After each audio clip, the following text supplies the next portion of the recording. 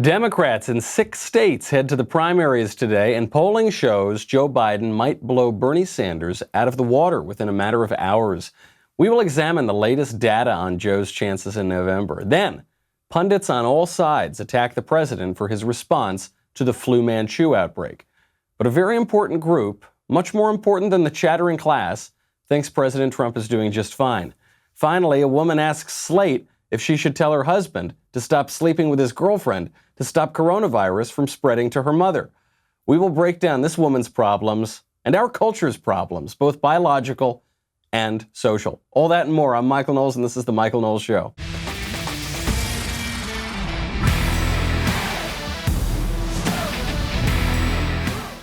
Big primaries coming up today. We're going to find out maybe who the Democrat nominee is. We've got Michigan, Washington, Missouri, Mississippi, Idaho, North Dakota, and Democrats abroad.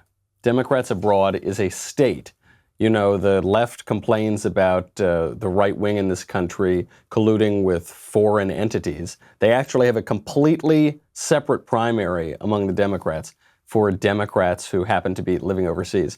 We will get to the breakdowns in those states, what it's looking like, and how Bernie Sanders just totally collapsed. First, I've got to thank our friends over at Ashford University. You know, sometimes when you're working, it is really going to help you out to go back to school. Maybe you want to add some skills that you don't have that you need in your career. Maybe you just want to learn something. But it's hard to go back to school when you're working, and that's why I recommend Ashford University. Ashford University's online bachelor's and master's programs allow you to learn at your own pace. You can study wherever you're the most comfortable learning, whether that's sitting at the table at a desk or lying in bed. Ashford University's 6-week-long courses allow you to take one course at a time. Being enrolled in one class at Ashford means you are considered a full-time student. The SAT, GRE, GMAT, other standardized test scores are not required for enrolling at Ashford. Ashford University is fully accredited by the WASC, Senior College and University Commission. Get on the road to earning your degree and making your dream job a reality. Enroll now by going to ashford.edu/Knowles, Knowles. That's ashford.edu/Knowles, Knowles, to start your degree today. ashford.edu/Knowles. So, Michigan, Washington, Missouri, Mississippi, Idaho, North Dakota, and all those various Democrats living abroad. Right now, the only states that Sanders is projected to win are Washington, also known as Little Wuhan these days, and Democrats abroad, which is not a state. And even there, Bernie is only up by a very small margin. For Democrats abroad, it's about 1.4%. And in Washington, it's about 0.5%. So that could go anyway. How do the other polls break down? So the key states to look at here are Missouri, Mississippi, and Michigan. According to Data for Progress, Missouri right now, in 2016, Hillary won Missouri by 2,000 votes out of 623,000 votes total cast. So Bernie Sanders could make a huge play here in Missouri, except he's getting blown out of the water. Right now, Joe Biden has 62 points. He's up 30 points on Bernie Sanders, who's down at 32. Then Liz Warren has 4, even though she's not in the race anymore. And Gabbard, who is in the race, but the mainstream media don't want to admit that she is, she's down at 2. So Biden absolutely crushing it in Missouri right now. How about Mississippi? In Mississippi, Hillary did very, very well. Bernie didn't do well, and it looks like the same is going to hold true. Joe Biden up 55 points right now in Mississippi, 77-22, and Gabbard gets 1 point. And then Michigan. All-important Michigan. Michigan, which may decide the general election in November. In 2016, Bernie beat Hillary in Michigan. So Bernie's certainly going to win in 2020, right? Not according to the Detroit Free Press. Detroit Free Press currently has Joe Biden at 51%. Bernie is all the way down at 27. Then Other gets 9, and Decline to Answer the Question gets 13. Way up. I mean, Biden is almost double Bernie right now, according to Detroit Free Press. That's not just one poll. Mitchell Research also shows in Michigan, Biden is at 54%, Bernie is at 33%.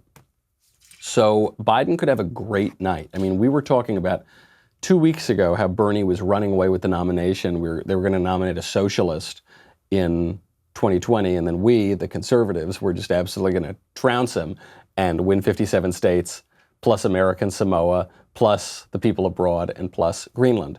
And that doesn't look like it's going to happen now. I mean, Joe Biden really seems to have consolidated. That was the deciding factor. Biden was always at the top of the polls. Then there was a question about his electability, so he dropped very quickly. Then the question about his electability went in his favor in South Carolina, and he shot back up very quickly. The electability question is a huge factor. In Biden's case, it's the only factor, and it's why you could see huge swings like that in the analysis. So what does this mean for Trump? According to a Firehouse Optimist poll, Trump does better against Bernie than he does against Biden. Duh, I've been telling you that the whole time. If you're running against a guy who honeymooned in the Soviet Union and who says nice things about Fidel Castro, you're probably going to do pretty well in America. You're definitely going to do very well in Florida. What's important to note here, though, because what the Democrats keep telling us is, actually what some Republicans keep telling us too, is look, when you go up against Biden in November, Trump is going to have a really hard time. Biden's going to win. If the coronavirus tanks the economy, Biden's going to saunter over to the White House, no problem. The polling shows Biden is definitely tougher.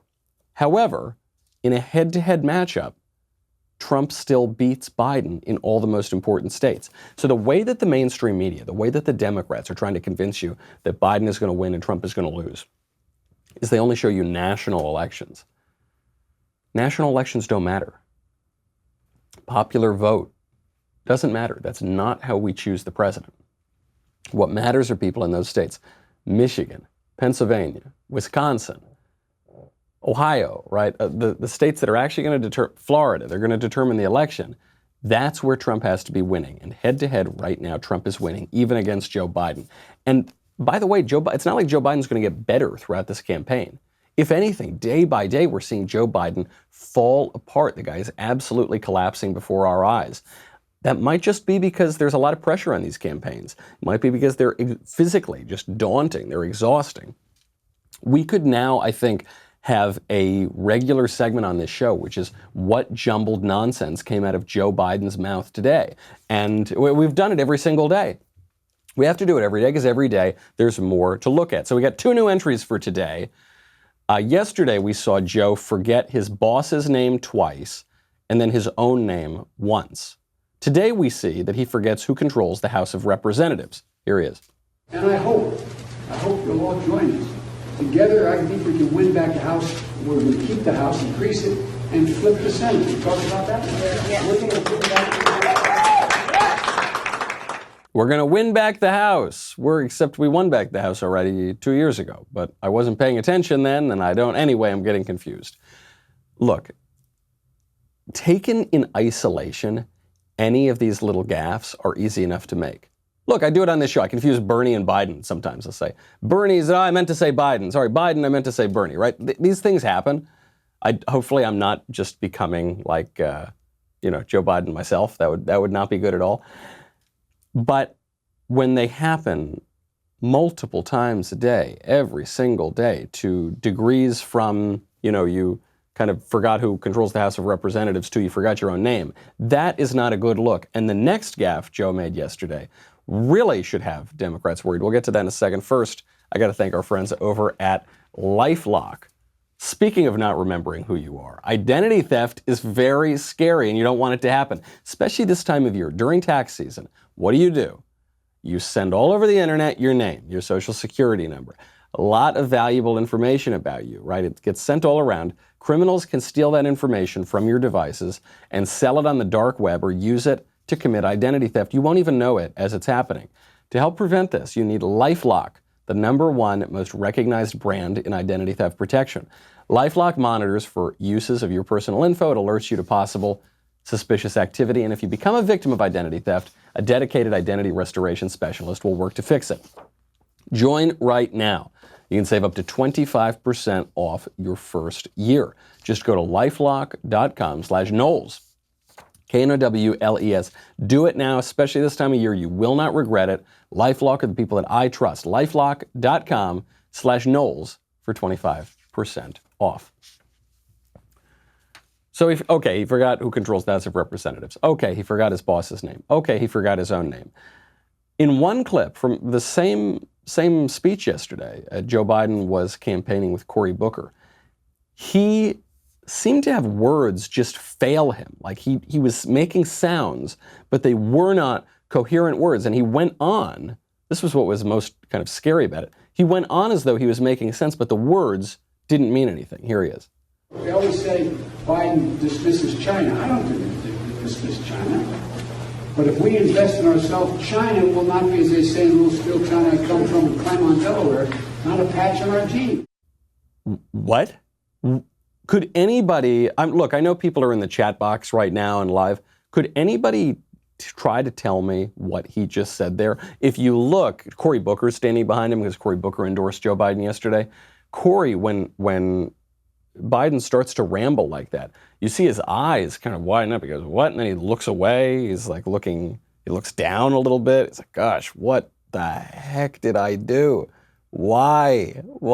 I'm Spartacus. I'm supposed to be the president.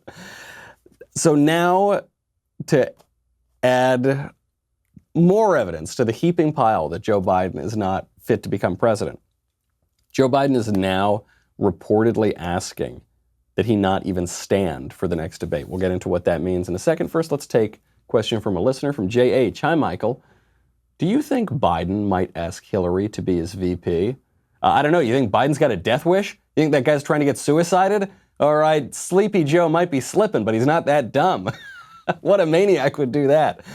No, I don't think he will. But Hillary's past her prime. I don't think she has interest in being VP. She was the Secretary of State.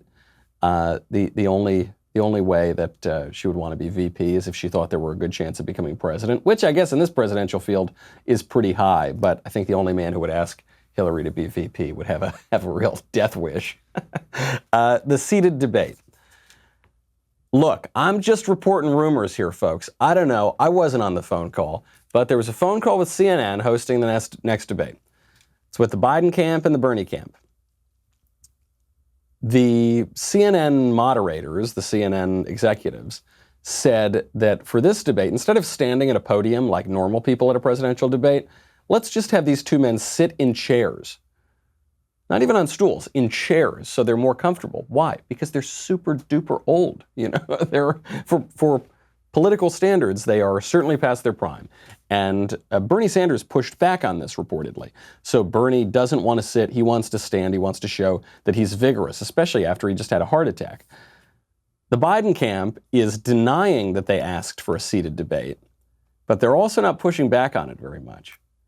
So it could be a couple things. It could be that the CNN executives just said, look, these two guys cannot possibly stand up this long.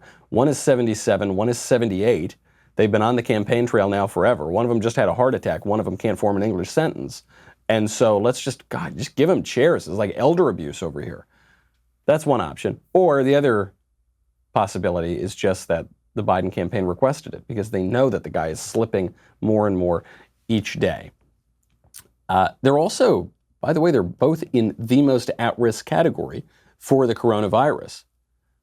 Maybe you think people are overreacting to coronavirus. Maybe you think the media are blowing it out of proportion. Okay, but it is the case that people are self-quarantining right now. My podcast co-host, Senator Ted Cruz, is self-quarantining. A number of congressmen are, right? So people are taking it seriously. People are canceling conferences. People are doing a whole lot of stuff. So I wouldn't be surprised if the Biden and Bernie campaigns start to change their reaction. They are very much at risk here. This is a big miscalculation on the Democrats' part, though. First, we'll get to a listener response from TB. Pretty sure Biden said covfefe. That's what it was. It's hard to tell. It's one of those words, when you read it, it's so obvious. But when you hear a presidential candidate articulating it with his words, that's why I didn't get it. You're right, covfefe. Despite all the negative press, he said covfefe. So big miscalculation. The Democrats, if they want to show that they're really ready for Trump in November, They should not have these two candidates sitting down. It will look horrible. If they can, they should have these two candidates run a marathon. They should have been running down San Vicente in Los Angeles over the weekend, okay? In times of uncertainty, people want a vigorous president. Think about the uncertainty here. You've got the market tanking. You've got this virus that seems like not the end of the world, but who knows? We don't really know a whole lot about the virus. We'll get to that in a moment. We'll get to Trump's response to it. But in that time of uncertainty, you know who you don't want to be president? A guy who can't speak, or a guy who can't stand, or a guy who is frail and elderly. You just don't want it. I mean, you want wise elder statesmanship, sir, but you want a guy who can actually do the job. But those are the choices. So we saw yesterday, Hillary Clinton is not yet ready to endorse. She's getting ready to go Epstein Joe Biden. I'm joking. I'm kidding. But she's not going to endorse him. Even though she doesn't like Bernie Sanders, she's not willing to put her support behind Joe. The only other holdout here would seem to be Nancy Pelosi. And Nancy Pelosi raises some serious questions about who's going to get this nomination. We'll get to that in 1 second. First, I got to thank our friends over at Ring. What does Ring do? Ring keeps neighborhoods safer. It gives you protection at every corner and helps you create custom, affordable security for your home. Ring's video doorbells let you answer the door and check in on your home anytime, anywhere, whether you're at the office, whether you're in your bedroom, whether you're on a beach somewhere. Ring's full home security systems give you everything you need to protect your family, pets, and property. With Ring's outdoor security cameras, you can check in on every part of your house so you'll never miss a moment. It's really good. You know, I'm on the road a lot, and sweet little Lisa's pretty good with a gun, but I like to know that I can be safe. You can receive notifications on your phone, tablet, or PC when people come onto your property. See, hear, and speak to the visitors in real time. Get the special offer right now on the Ring Welcome Kit when you go to ring.com/Knowles, Knowles. That includes Ring Video Doorbell 2 and Chime Pro. It's all you need to start building custom security for your home today. Ring.com/Knowles. Ring.com/Knowles. Okay, so one person here, other than Hillary, one person who's not willing to endorse Joe just yet, that would be the Speaker of the House, one of the leaders of the Democratic Party, Nancy Pelosi, who said she isn't ready to endorse Joe because she usually just wants to vote for a woman. Return the Affordable Care Act. And that's just, so we're going to fight them in the Congress, in the country, and in the court of law to preserve all that means, the lives saved, the progress made, and then working together to take the best that any of us has to offer to go down that path. But as no reflection on who I would support for President of the United States, I'll just say, just generally, I usually always cast my vote for a woman. I just do. I have that opportunity. Okay. Just generally. By the way, I love how the left gets away with these kind of categorical statements, but the right cannot. I love how women can get away with these categorical statements, but men cannot. It's always, I guess that's leftism, right? If they didn't have double standards, they'd have no standards at all. Imagine if I came out there and said, Michael, who are you going to support for president? Say, I don't know. I haven't decided yet, but a man, definitely a man. I vote for men. I don't vote for women. I just think men are better at it. And women, they're just not. So I vote for men. And then you'd applaud. You say, wow, Michael, that's so brave. That's so brave of you. But of course she gets away with it. Of course it's a double standard. It's kind of silly even to complain about it. That's just the way politics goes. The reason that I think Pelosi's line here is interesting is because there are some people in this country who have not given out hope that Hillary Clinton could somehow still win this thing. Now that might become much more difficult after tonight. All right, we got these 6 states coming up. If Joe Biden really blows it out of the water, and looks like he's going to do well in the future states too, then the odds of a brokered convention decrease significantly. If there were a brokered convention, we don't see these very often, you could walk in there and Hillary Clinton could be the nominee. Is that likely? No. Could it happen? Yes. Mike Bloomberg could be the nominee, for goodness sake. That'd be hilarious. Instead, probably Joe Biden's going to walk away with this, but they're not ready just yet. The whole Democratic establishment is coalescing here. Few holdouts. We'll see if Joe Biden can put that to rest tonight. The big question in the election probably will not be the brokered convention and Hillary coming in and Epsteining everybody and stealing the nomination. Probably a big question, at least for the next couple months, is going to be this Wu flu, this coronavirus. What do we know about it? People are getting a lot of different information about it. I've spoken to friends who are expert in this field who say, really, we need to take this seriously. It's not being blown out of proportion. Pay attention. Take care of yourself. Wash your hands. I've also heard from people who say, yeah, it's not a big deal. Don't worry about it. Calm down. There are some weird features of the Wu flu. So do you know what the average age of Wuhan virus death is? The average age. 80 years old. 80, that's like, how old do people live? The average life expectancy is, 78, I believe? It's a little higher for women, a little bit lower for men. So this seems to be really affecting people who are already in a weakened condition. The other weird thing about it, and it's related to that fact, is kids don't get it. As far as I can tell, there have been no serious cases of the Wuhan virus among children. The kids who have gotten it have shown very, very mild symptoms. Like, this could be a generational disease. This is like revenge of the Zoomers, or whatever the generation after the Zoomers is against the Boomers. We don't know very much about it, so I'm not going to pretend that we've got all the answers here. Everything we're seeing shows that other public health crises have been deadlier and deadlier to more people. So I think about the swine flu, which I actually had in college. I was quarantined for it. I wasn't able to go out for 2 weeks. It was a nasty flu, and a lot of people died from it. I think it was at the low end, 12,500, might have been as high as 15,000 people in the United States died from swine flu. Around the world, it was 200,000 people died from it. But did we hear a whole lot about that? Not really. I mean, that happened under Barack Obama. Did we hear that, this was going to destroy the economy? I guess in those days, during the early Obama days, the economy was already destroyed. But it just didn't seem to be such a big sensation in the mainstream media. If it had been a Republican president, probably it would have been. What about Ebola? Ebola, much, much more deadly. SARS, you remember SARS? Death rate on SARS was 10%. For people over 60, it was 50+%. Okay, so those were much, much deadlier than this. That's encouraging. Still, we need to be careful. That's all I can give you on the biological or medical front, the public health front, because we just don't know. We're going to have to wait and see. We get new information every day. The political aspect is a little easier to take a look at here, and that, I think, is where a lot of people in the mainstream media are focusing their efforts. So the question is, how's Trump doing? How has the Trump response been? This guy is catching flack from all sides. Everybody is dissatisfied with his response, except for one group, and that one group really matters. So what's he done? He appointed his number 2 to lead the task force to take care of it, right? He put the vice president of the United States in charge of it. That shows he's taking it seriously.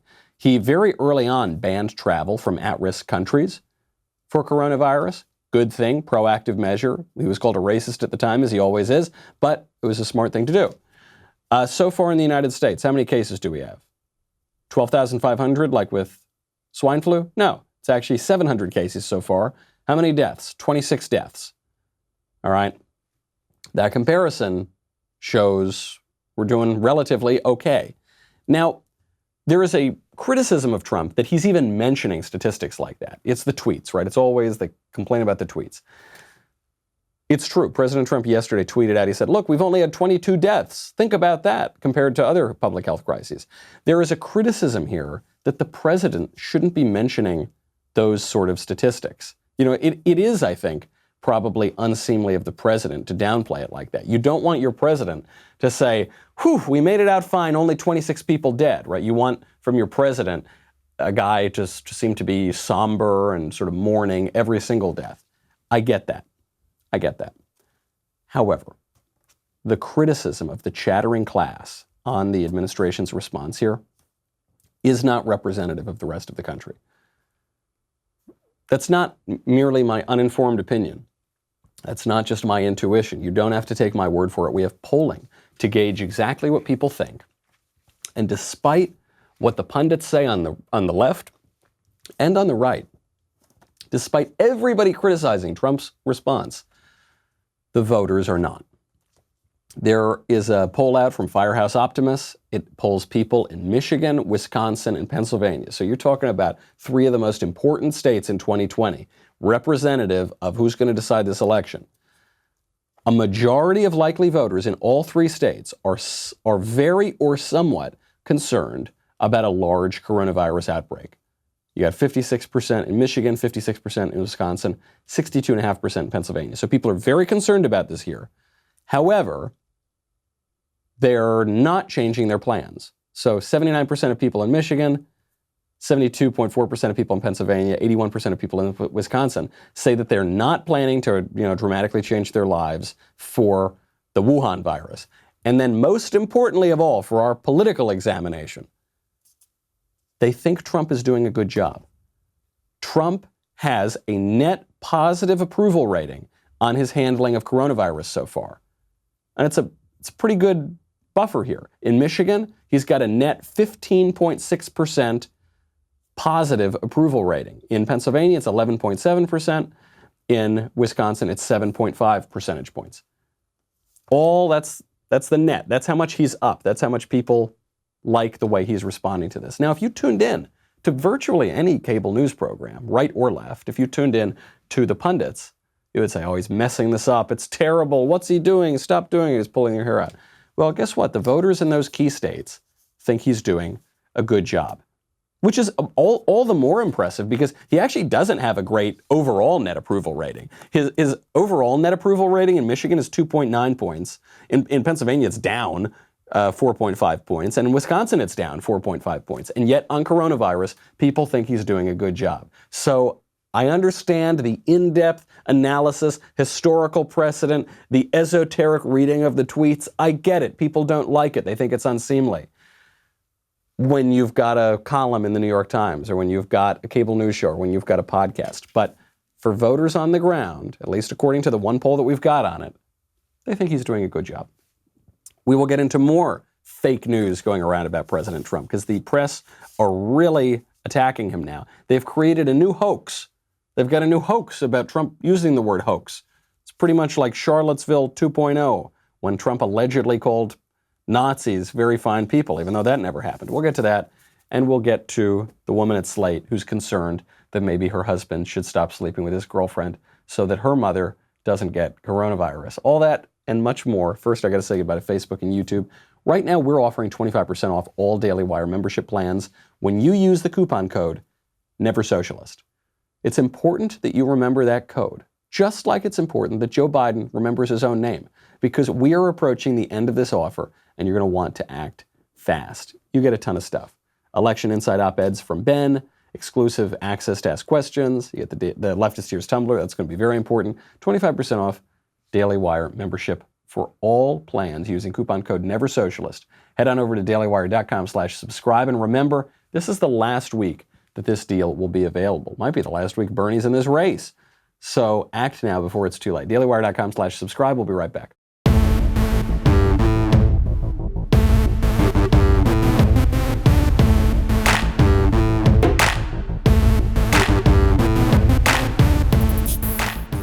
There is so much fake news going on about Trump right now. It's actually distressing. Whatever legitimate criticisms one could make of his response in the last couple of weeks are just getting totally drowned out by all the unfair attacks from the press. How about this one from Daily Mail US? This is the headline. You see it on Twitter. Trump refuses to say if he has been tested for coronavirus and storms out of White House briefing on crisis. Here's what actually happened.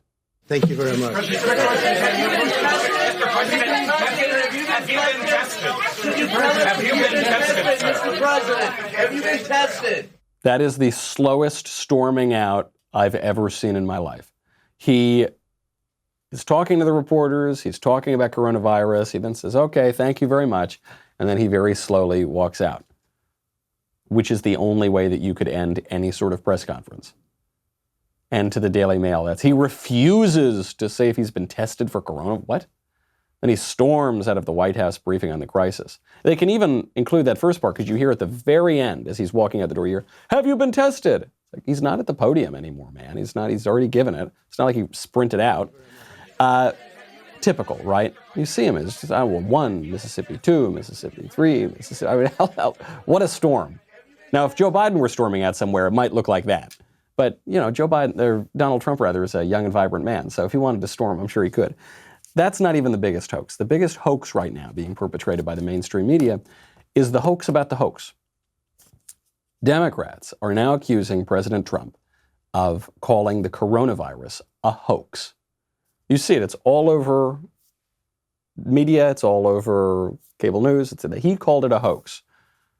It never happened. This is the new Nazis are very fine people at Charlottesville hoax. It's the hoax. It should be obvious that President Trump does not think it's a hoax because President Trump appointed his number 2 guy to run the prevention and recovery. If it were a hoax, he wouldn't have done that. But here is what President Trump said. Listen for yourself. Now the Democrats are politicizing the coronavirus. You know that, right? Coronavirus. They're politicizing it.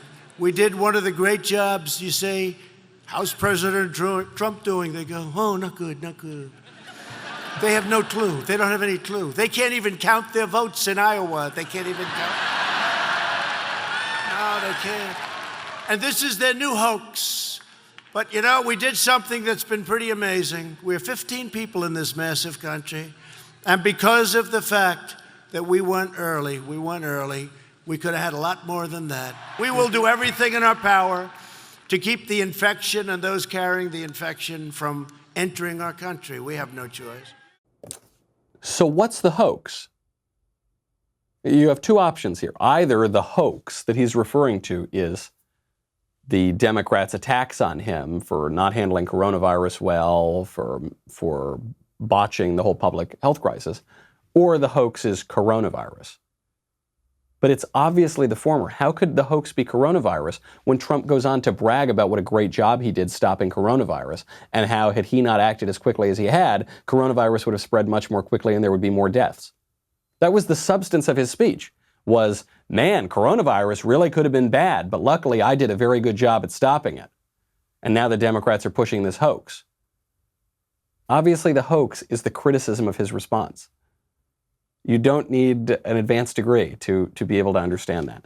But the left doesn't care. I mean, they're going to push it. Look, they pushed in Charlottesville. The guy said, on the issue of taking statues down and to take away our history, there are very fine people on both sides. Some people want to take away history. Some people want to keep history. I'm not talking about the neo-Nazis and the white supremacists who should be condemned totally. Right? That was in the next paragraph. I guess it was in the same paragraph just a few moments later. And what did the left say? They said that Donald Trump called neo-Nazis very fine people. Never happened. Put that away with the tooth fairy and the Easter bunny, all right? Not real. And so they're doing it here again. Not surprising. Could President Trump speak differently? Yeah. Yeah, sure. I guess he could. That is the criticism of Trump baked into the equation from the beginning. He could talk differently. He doesn't talk nice. He tweets mean. He uses vulgar language. He is very entertaining, and that's sort of unseemly in a president. Yeah, okay. He could talk different. Is President Trump's talking costing people's lives in coronavirus? No. Are the tweets costing people's lives in coronavirus? No. Did Barack Obama get anywhere near this kind of scrutiny for the public health crises that happened under his administration? No. So how's he doing? He's doing fine. Media don't want to admit it, but he's doing fine. Speaking of talking crazy, speaking of crazy talk, Slate. Slate magazine now, they should have a recurring segment on this show too, because they, in their Dear Abby letters, they always have the strangest people write in. And that's not the big story here, okay? The letter that they just published was, should I pause my open marriage because of the coronavirus? So it's not that they publish crazy letters. You can always find crazy letters. And by the way, a lot of editors just write the letters themselves. What makes this Slate article so crazy is the terrible advice that Slate gives. So, should I pause my open marriage because of the coronavirus? My mother is immunocompromised. You probably could put the question mark up a few lines here and just say, should I pause my open marriage, ? Yes. Don't have an open marriage. Close your marriage. Marriage should be closed. There you go. I solved it. That was like one sentence. You don't even need the whole article. But they make it much more complicated here. The lady writing in, Dear How to Do It. My husband and I have an open marriage. My mother is immunocompromised. Is it unreasonable to ask my husband not to swap fluids with his girlfriend until the coronavirus blows over? Risky business. Yuck. The response is worse. Dear Risky Business, blah, blah, blah. So far, I've yet to see a public health official weigh in on limiting one's exposure to his girlfriend. To be safe, you could ask your husband to do so. Also, to be safe, make sure none of you leave the house for any reason whatsoever. Wear gas masks constantly, even in the shower, even to bed, and apply hand sanitizer so often that your skin is never not gleaming with an alcoholic dew. Or you could just live your life and follow basic public health advisories. I suppose mathematically your husband being in close contact with another person does increase his risk of contraction. But unless he and his girlfriend are into public sex, like in the middle of Times Square public, or are handrail licking fetishists, the elevated risk is probably negligible. Swapping fluids seems like a surefire way to pass or contract the virus, but if your mother lives with you, but if you don't need to get to the point of, I can't even say that on my show. Yuck, gross. Then here's the money line. I am assuming that you're operating on good faith and not using this public health crisis as a way to drive a wedge between your husband and his girlfriend. If that is what you're doing, please don't. Everyone's got enough drama to deal with as it is. What a pervert. What a jerk. What a creep writes this column. Because you notice in the column, the advice is never, hey, be more traditional. Hey, be more virtuous. Hey, acknowledge and follow the moral order.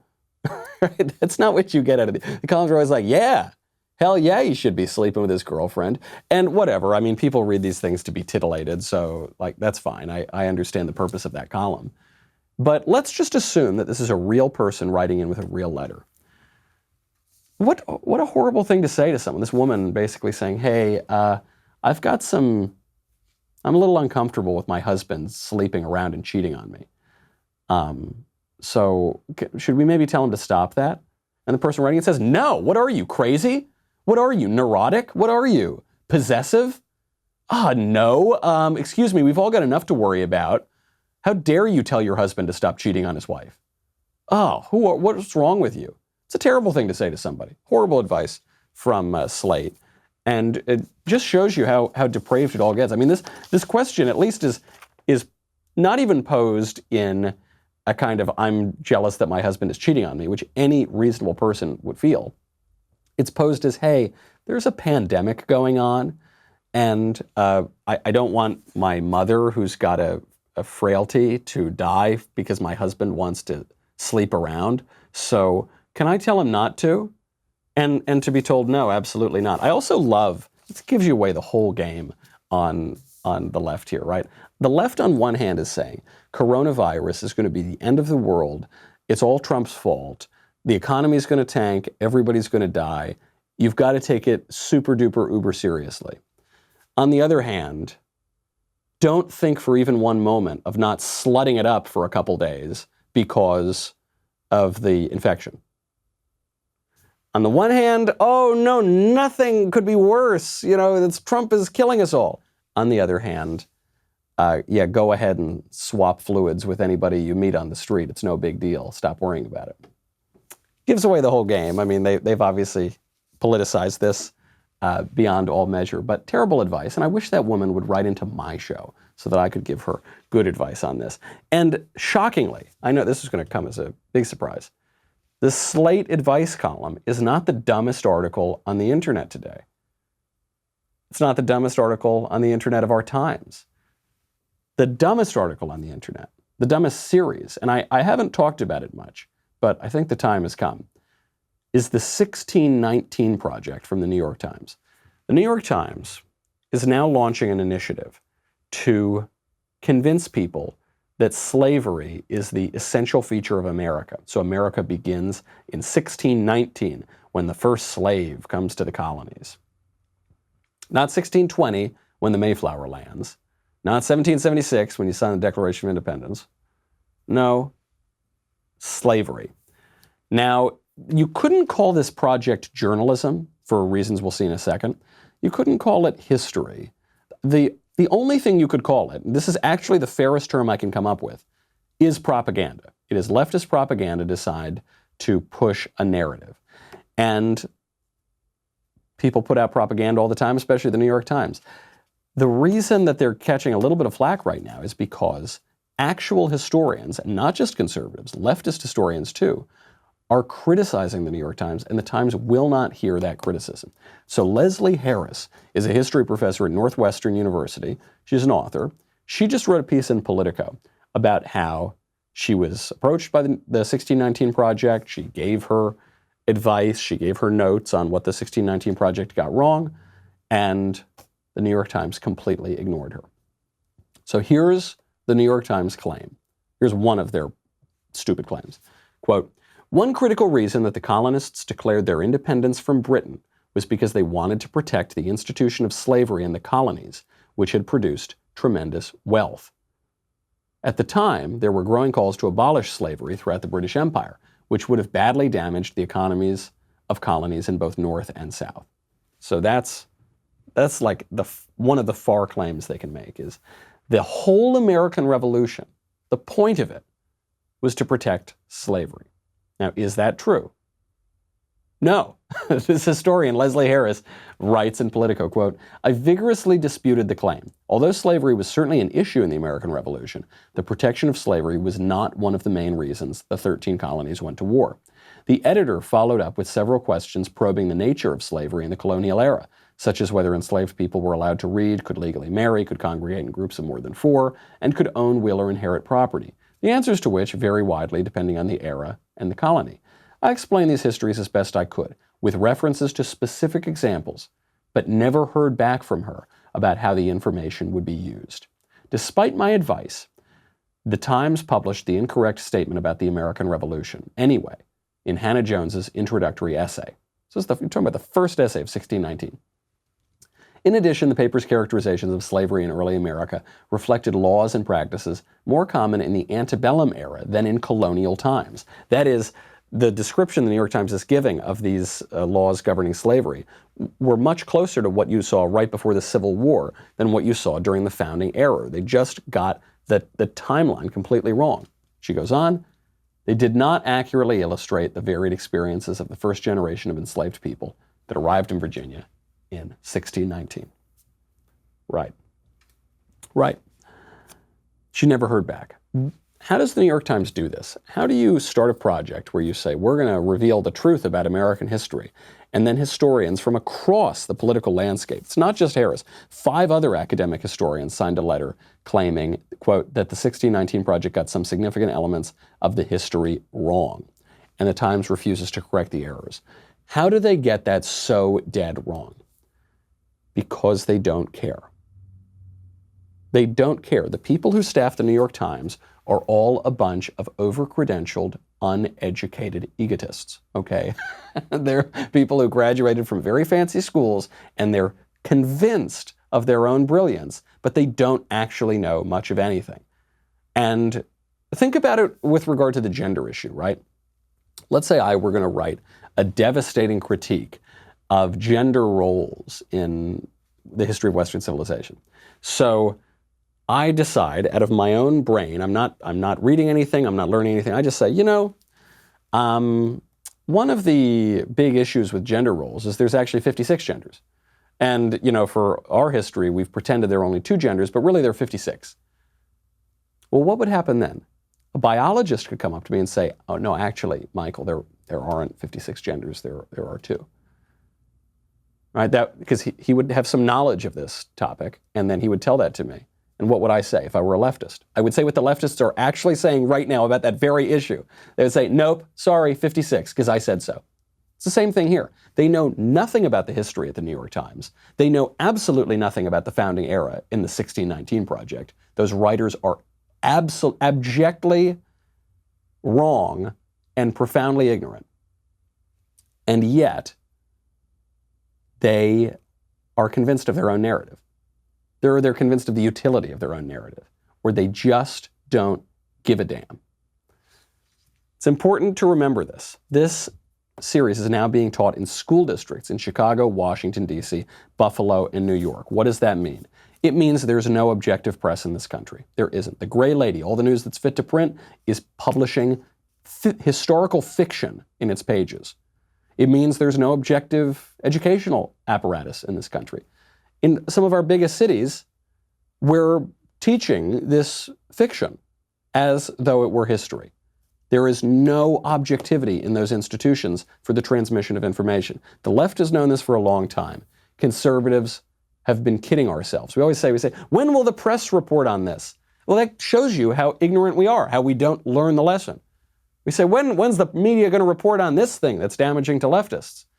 They're not going to, ever, not once, okay? Get that through your head. Once we accept that, once conservatives realize this is not a level playing field, this is not neutral, there is not an even marketplace of ideas that we can bandy about on the pages of the New York Times or in our schools, then, and only then, will we begin to win the fight. All right, that's our show. I'm Michael Knowles. This is The Michael Knowles Show.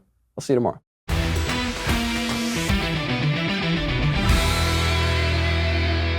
The Michael Knowles Show is produced by Ben Davies and directed by Mike Joyner. Executive producer, Jeremy Boring. Supervising producers, Mathis Glover and Robert Sterling.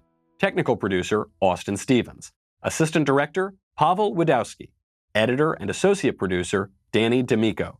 Audio mixer, Robin Fenderson. Hair and makeup, Nika Geneva.